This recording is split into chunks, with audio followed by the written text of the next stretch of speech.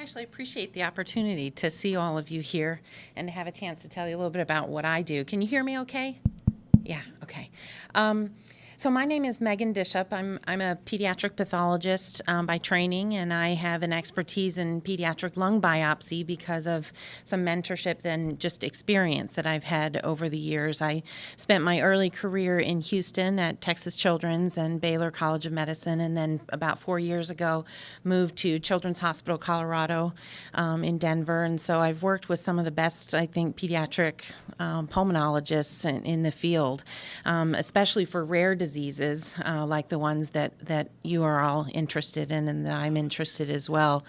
So what I had hoped to do is just tell you a little bit about how the laboratory gets involved and the kinds of diseases that we might need a lung biopsy for confirmation of diagnosis, and just tell you a little bit about what I do.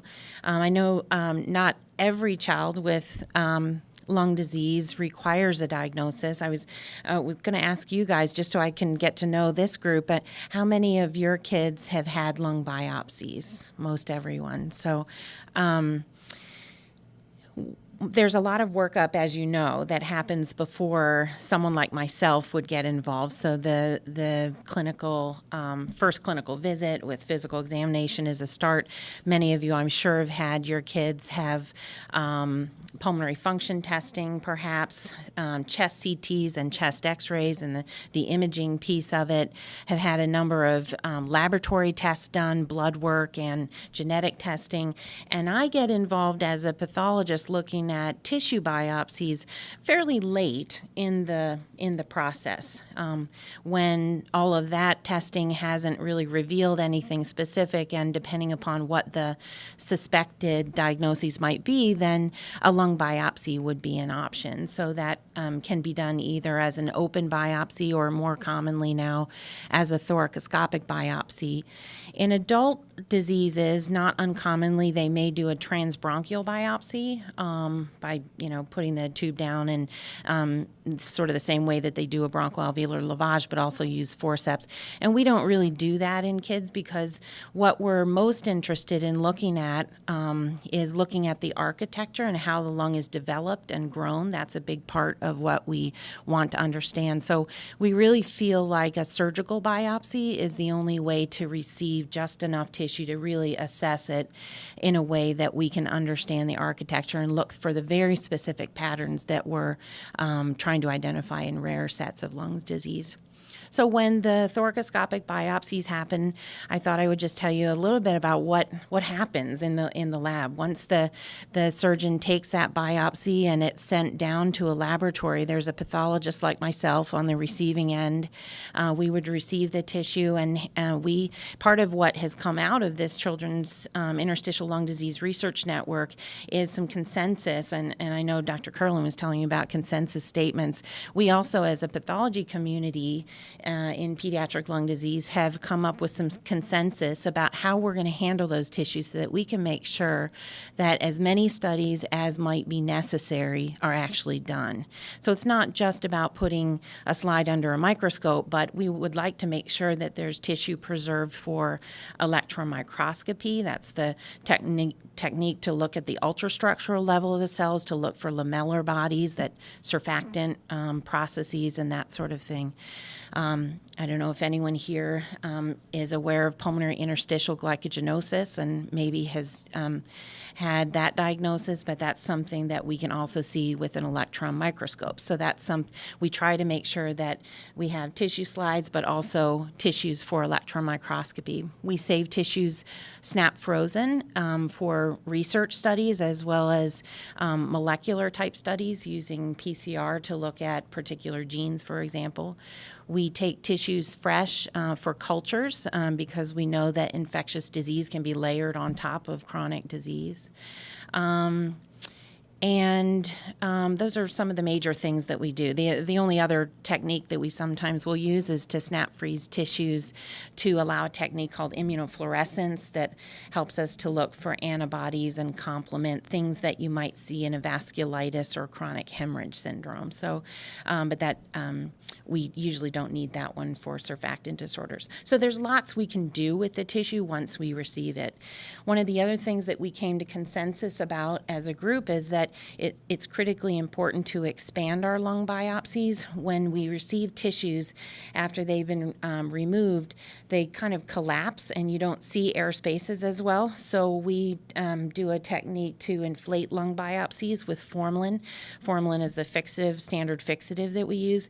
And so we put fluid into the lungs to expand that piece again so that we can really see what the air spaces would look like in vivo, in a baby who's living and breathing. So we expand the air spaces so that we can see that architecture. That's a big difference from adult lung disease and something that we feel is critically important.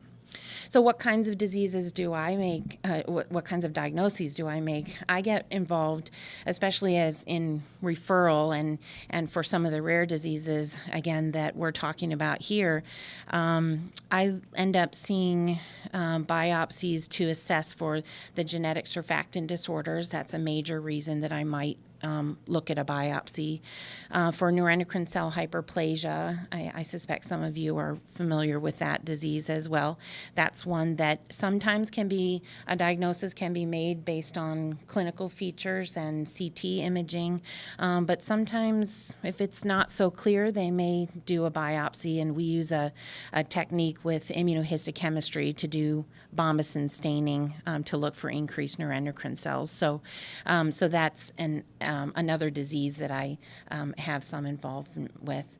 And then other types of interstitial lung disease with inflammation or fibrosis, we can sometimes get some understanding on the biopsy interpretation to figure out what the underlying disease is. Is it an autoimmune problem, or is it an environmental problem, or drug toxicity or something like that? So that's kind of in broad sweeping terms the kinds of diseases that I might look at. Alveolar capillary dysplasia is another one that requires a lung biopsy to confirm. Dr. Brody's here, so I'm going to make my comments short, and maybe what I should do is just open it to you to see what questions you might have about biopsy and how the laboratory gets involved in the diagnosis for your children.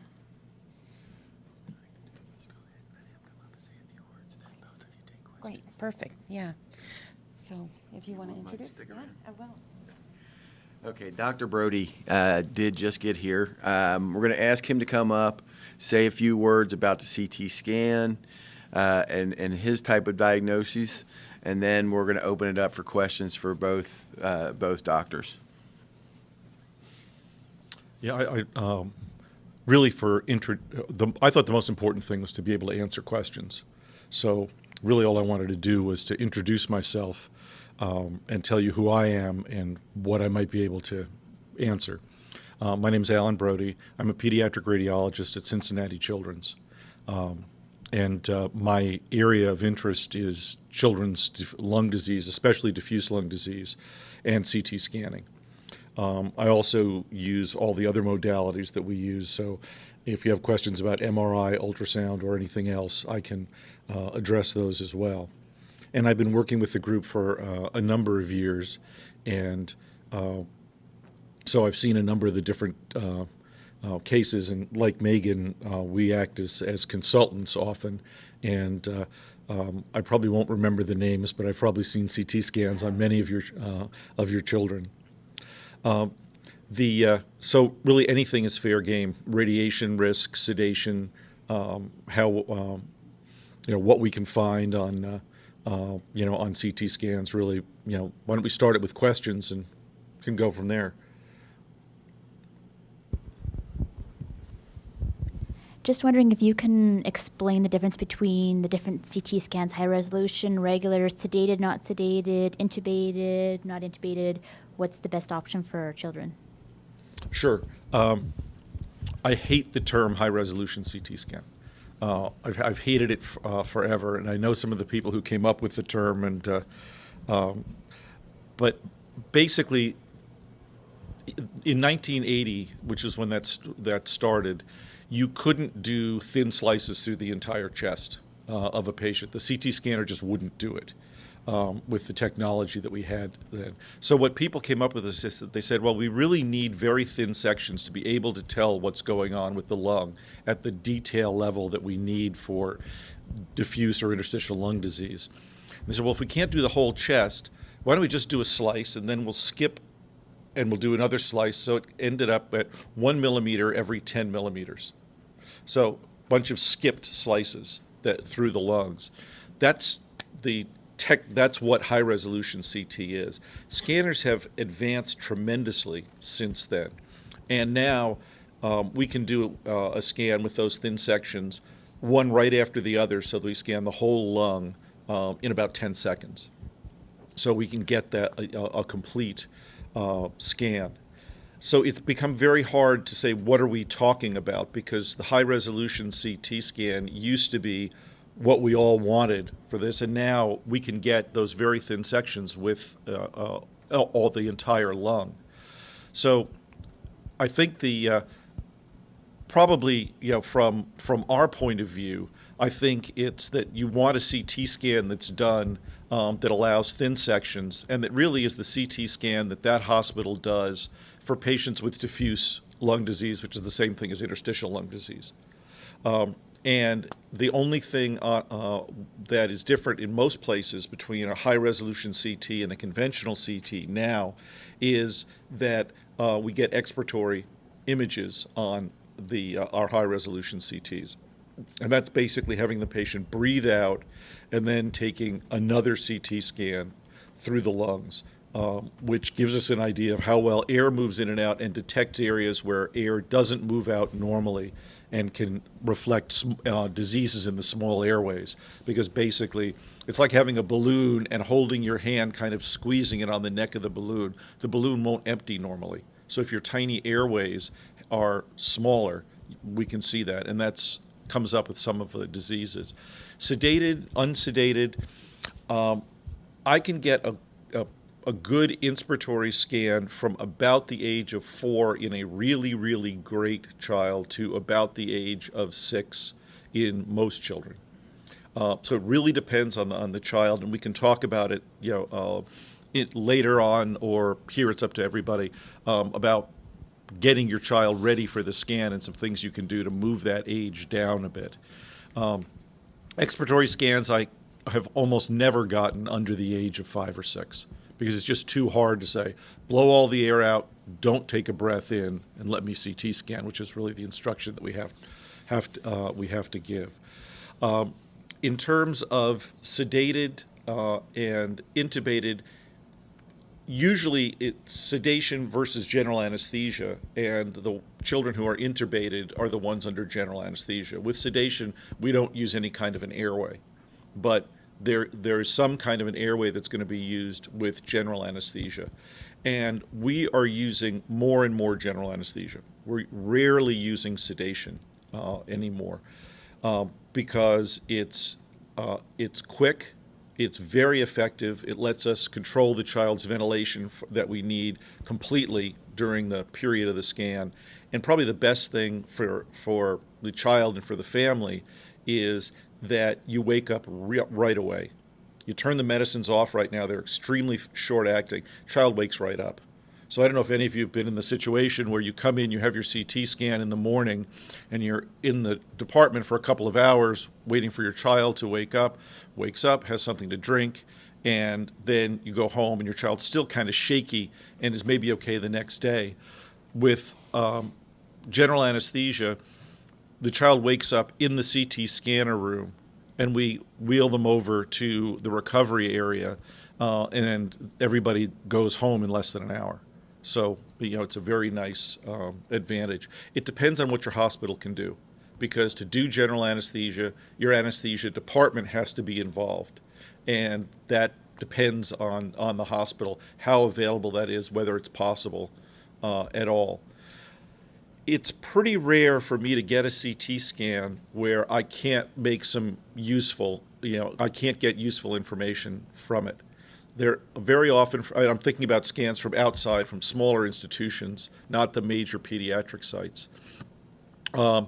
And it's quite rare for me to say, well, I just got nothing, I can't tell what's going on here. We have to repeat this entire scan. The level of detail is going to depend on the image quality. And again, one of the things from your point of view is, as many of you know, you can tell from your doctors how good the CT scans are by how happy they are, and with the CT scans and the reports. I think it's just a question of asking frankly, is this something that the hospital does frequently? Is this something that is a regular part of what they do? I found most of the places are pretty open about that. And if it's a general hospital, it's not something that you usually do, probably need to talk about it, with your doctor and look at either, having your child seen in a different hospital, if possible, or some special work with the institution. And we can do that. I've called a number of the institutions over the years and talked to the doctors about what we could do to get the best CT scan.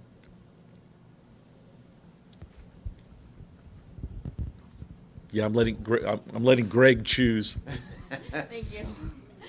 Is there a recommended protocol for how frequently a child with certain conditions should have a CT scan? So if a child has one initially for diagnosis reasons, should they have one every few years or so, or depending on how they're functioning? I think it really depends on how they're functioning. The way that I look at it with the CT, with all of our things, is you have to have a question that the CT is going to answer. Okay, and the questions that I like are, should we try a new medication? Should we start a medication? Should we stop a medication? Okay. If those are going to be the kind of questions that are coming up, then I would get a CT scan. And if that was coming up 6 months after the first one, I wouldn't hesitate. I'd really like to see a CT scan because he's doing better, and I'll feel even better if his CT scan looks better. We all understand it, and we do some of those, but I try and avoid them because there's no question that we're really going to answer. We're not going to do anything different. If he's doing well or she's doing well, we're going to say, well, the CT doesn't look that good, but we're doing well, so we're not going to do anything. If the CT looks great, we say, well, the CT looks great, and we're not going to change anything. With Go a ahead. child that the CT does look pretty good, but they're not functioning well, but it looked worse previously, but it has improved on the scans, but they're still functioning about the same. What do you recommend in that situation? Basically the same question. What are our options at that point? So if the question is, has something changed? We got better. Have we gotten worse again? Because we might need to try some medication. We might need to come into the hospital for a sleep study and see how we're doing on overnight oxygenation. Any number of those kind of questions, I would do the CT scan. It's unusual to have things go in opposite directions, to have the child be doing better and the CT getting worse. It's certainly not unheard of. But a lot of times when that happens, it turns out to be technical. It turns out that we've done a CT scan and the patient wasn't breathing deeply during the CT scan, and some of the lung is collapsed, so it looks worse. But the child's lungs are actually not worse. And I think in that case, again, I think your doctors are really good about this, that the CT scans need to be looked at by somebody who's looked at a lot of these. Because that kind of differentiation, is this really worse, or is this the kind of change we get when somebody has a winter cold, or is this just the kind of change that we get when we couldn't get the child to take a deep breath? Those are tougher questions, and those are the ones that often have to be addressed. So that would probably be my first question. If somebody said, not getting better at all, the CT scan looks a lot better, I'd really want to say, well, let me see the two CT scans. Let me see the first one and the second one and see what's happened. I think a perfectly good question is, things aren't going the way we expected. Is there something else we should be thinking of? I think that's a good reason to do another CT scan, because there are very few diagnoses where we're close to 100%. Knee high is one of those few. But we may do another CT scan and say, there's something else going on here that we need to think about. Maybe we haven't biopsied and maybe we should biopsy. There are all those kind of different decisions. So it doesn't have to be an absolutely specific question, but we'll feel a lot better if it looks as good as we think it's going to kind of thing is probably the most common thing that I'm asked. And it's what I, would want, but I'd rather not do it unless there's another reason. Of course. How many chest x-rays, if our son has bronchiolitis obliterans and he was sick last month, I think we did 5 chest x-rays in a matter of a month and a half. Unchanged, still progressing, getting worse. At what point do I push for, okay, we've done 2, we've done 3, let's do a CT scan? How many chest x-rays until you go to a CT to see if there's something different on that? It's a great question. There's not a number. I think that I think that for really telling what's going on, I think chest x-rays are rarely everything that we need. In a situation like that where there have been 5 chest x-rays, I'd want it to be that child was doing worse, came into the hospital. We wanted to look and make sure there wasn't a pneumonia in addition to, everything else. Seems to be a bit better, but not as much better as we'd like. Maybe let's get another, chest x-ray. Beyond that, I'm not using chest x-rays, very much. I don't think they show me the kind of differences. Now, again, getting back to what's our question, bronchiolitis obliterans that has been stable for a long time, there's not usually a lot of intervention that, we can bring to it. We don't know enough yet to know what we can do. So if we're in that situation, there may not be a reason to get a CT scan. But I would say that if your feeling is, I really think there may be something going on here that we're not sure of, I think that that's a time to do a CT scan. And basically, it takes very, very little benefit to make the benefit of the CT scan greater than the possible radiation risk. So I really don't hesitate, and we can talk about that more if you like, certainly. But basically, a CT scan is an extremely low-risk thing to do. It's very hard to know what to do with the numbers, but just to give you an idea, we talk about risks that are in the range of 1 in 5,000 kinds of risks of possibly developing a later cancer. 1 in 5,000 is about the chances that you take a penny and you flip 12 heads in a row. Okay. Those are pretty good odds. I mean, if you told me that you could, double my retirement fund, or you would take it away, but you'd only take it away if I flipped, 12 heads in a row, I'd take that. Anytime. I don't think it's going to happen, even if I'm going to wind up with no retirement fund. Now, talking about cancer, well, I think I'd say the same thing for myself. If you said, well, I just want you to take a risk of getting cancer flipping coins, well, no, I would say, no, I wouldn't. But if you said, we think you have a tiny chance of having a tumor, or we think you have a tiny chance of having a lung infection that if we don't treat it, you're going to get sick, in that case, I would do it, in a second, because I think the chance is so low of having a problem, and the chance of a benefit of my not getting sick, not winding up in the hospital, not having a growing tumor or so forth, is much greater. So, and again, we can talk about that in individual situations and pursue it. But I think chest X-rays are mostly, has something acute happened? Has something happened sort of in the short term that we were, not expecting? A pneumonia, possibly a pneumothorax, development of a large pleural effusion, unusual things like that. When it's, I really wish we knew more about what was going on. yeah, I think it's a CT scan. Yeah. Most of the lung diseases, through CT, are you comfortable with making a positive diagnosis without having to do the biopsy? I mean, the biopsy is such an invasive procedure, and most of the care is supportive anyway. I mean, where do we draw that line to risk the biopsy, versus just going with the CT and continuing with supportive care?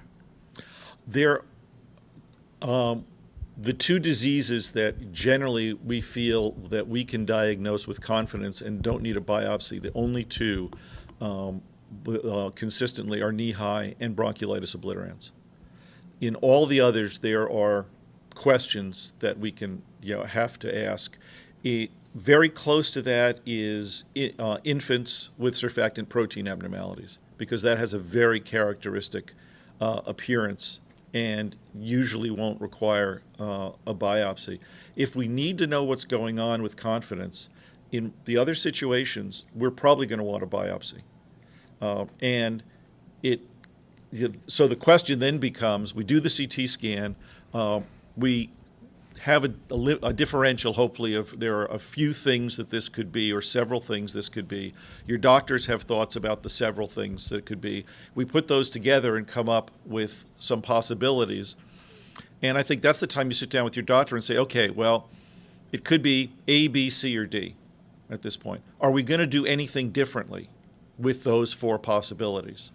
Again, that many of you know there are lots of different things, including the fact that it may be important for future kids of finding out which disease it is, for example, as one thing. But that's probably the place that I would put it. I'm rarely as definitive as I'd like to be. Those specific cases are ones where I think I can be. And other than that, again, it's discussing it with your doctor. Certainly for me, and I think for any of the radiologists, if you would want to speak directly to a radiologist, you can ask to do that, and that shouldn't be a problem. I do conferences with the pulmonologists and families, as well, because one of the questions a lot of times is, well, how confident are you? How sure are you? I put that in all the reports. It's not done universally. I'll say that I'm making a diagnosis with high confidence or low confidence, and we can try and help you, because the decision's going to probably should come back to you, as far as what do you want to do with the information that you've got. Okay, we have time for one more question. Okay. Yes. Yes. For Dr. Dishop, my question would be in terms of cause and effect. When you see a sample in a biopsy that would indicate extreme lymphocyte activity, what is the difference in that diagnosis of calling that, say, lymphocytic interstitial pneumonitis, LIP, and, say, some other form of disease or activity in the lungs, say an event through an infection that would cause that lymphocyte invasion into the lungs? That can be a difficult problem. I reserve the term lymphoid interstitial pneumonia, LIP, to be the most severe end of the spectrum of lymphocytes within the lung. So it's a matter of severity and intensity. If I see very mild, few lymphocytes within the interstitium, the alveolar walls, then it's much more likely to be something like an infection, a virus, or there's a subset of other types of interstitial lung diseases that might fit into. Some of the genetic surfactant problems in older children occasionally will have some lymphocytes. They have inflammation because of other reasons. But if I see an intense, very severe infiltrate of lymphocytes, and that's pretty much the only thing that we see, that's when I reserve that term of lymphoid interstitial pneumonia, lymphocytic interstitial pneumonia. To me, that has an important implication in terms of additional workup. When I say LIP, what that means to me and to the pulmonologist is that we're concerned about an autoimmune disease, something like Sjogren's. Sometimes patients with human immunodeficiency immunodeficiency virus will have that pattern. Sometimes we don't know, and it remains uncertain and just more of a pattern diagnosis. But it has everything to do with the intensity of the infiltrate. I will say that some pathologists use that term a little bit more liberally, and I try to keep it very pure and very the most severe end of the spectrum. Because I get to see biopsies from other places, sometimes I will see cases where someone hasn't interpreted it as an LIP and it doesn't quite meet my threshold. So mild to moderate infiltrates of lymphocytes, I wouldn't call LIP. Very severe infiltrates, I call LIP. So let's say a 10-year span from now to 10 years ago, would you say that that could have been misinterpreted in that time, or has the standard been the same? And in that case, would you consider re-examining saved biopsy from, say, 5 or 10 years ago in order to make more of a clear direction for the future? I'm not sure that the understanding of LIP has changed that much in 5 and 10 years, but I will say that it's very individual. It's the interpreters that are different in each situation, and we're all a product of our experience and training, and the follow-up and conclusions that I get from getting feedback, through relationships with radiologists and pediatric pulmonologists. That's part of experience, is learning what the final outcome was based on the pattern that I said. So I feel like I refine my diagnoses over time based upon what I've seen and what conclusions we've come to in the end. So that is to say, I don't think there's been much change in the definition of what LIP is over time, but each pathologist has a slightly different idea about what that means and how they apply it. So I think it'd be perfectly reasonable to reevaluate it, just because it may elicit a different differential diagnosis in terms of the underlying etiology. What I'm good at is telling what patterns are there, and sometimes I can say, well, the differential diagnosis for me is ABCD. Sometimes it's very specific, and I say, no doubt about it, genetic surfactant disorder. It's kind of the same problem I think that Alan Brody has in looking at CTs. Sometimes it's perfect, and sometimes, well, it's in this category, but I can't define it. But here's what I'm going to recommend. I think we need to do some serology testing, or I think you need to do a hypersensitivity pneumonitis panel, or go ahead and send the surfactant mutations. There's sometimes the biopsy is an intermediate to the next steps.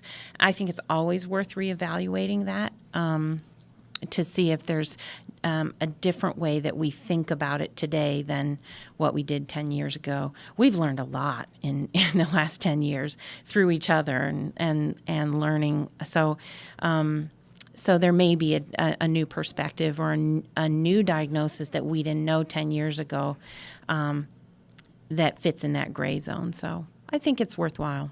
Yeah.